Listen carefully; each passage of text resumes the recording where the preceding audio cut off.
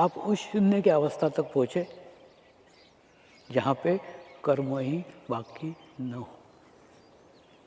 वास्तव में जो कुछ जीवन में किया है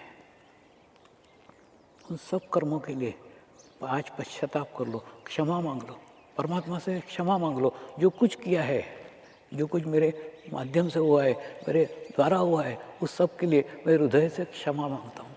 क्षमा से अच्छा पवित्र होने का कोई साधन नहीं है। और अपने आप को भी क्षमा कर लो।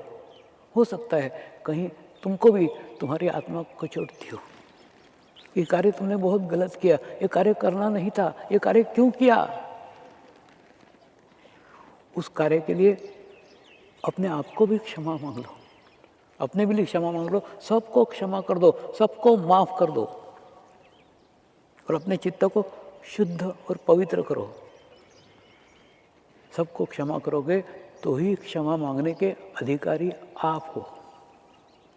क्षमा मांग लो, क्षमा कर लो और उस शून्य की अवस्था को प्राप्त करो और उस परमपिता परमेश्वर पे पूर्ण विश्वास रखो। वो दया का सागर है, उसको दया का सागर बोलते हैं। शिव से अधिक दयावान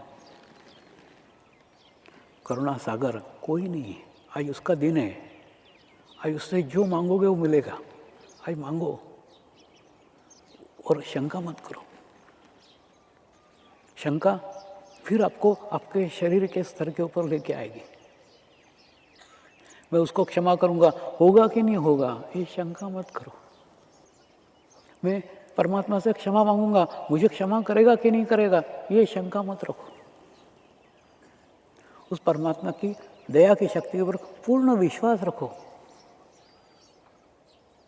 कि आपके सब गलतियों के लिए वो आपको क्षमा करेगा, आपको माफ करेगा। और आज कर्म मुक्त हो जाओ, उस स्थिति को पहुंचो जो कर्म मुक्त स्थिति है।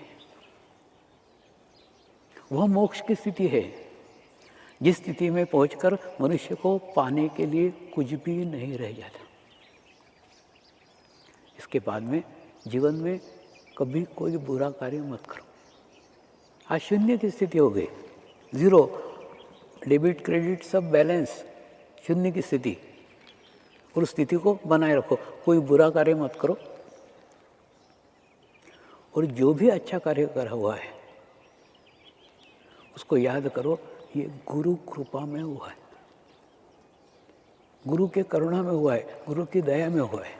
तो वो कर्म का बंधन भी, अच्छे कर्म का बंधन भी आपको नहीं लगेगा। तो बुरा कार्य करोगे नहीं, अच्छा कार्य संग्रह करोगे नहीं, मैंने किया बोलोगे, तुरंत आपके साथ वो बंध जाएगा। होता है ना, जैसे आपके शरीर के भीतर आत्मा है, ठीक उसी प्रकार से आप भी जब कोई कर्म करते हो ना, और कर्म करके मैंने किया बोलते हो, तो कर्म बंधन का एक सर्कल आपके आसपास निर्माण हो जाता है। क्योंकि शरीर से मैंने किया, मैं करते हो तो आपके साथ बन जाता है। उस सर्कल को भी निर्माण मत करो। मैंने किया ये छोड़ दो, परमात्मा के असीम कृपा में हुआ, परमेश्वर के असीम कृपा में हुआ।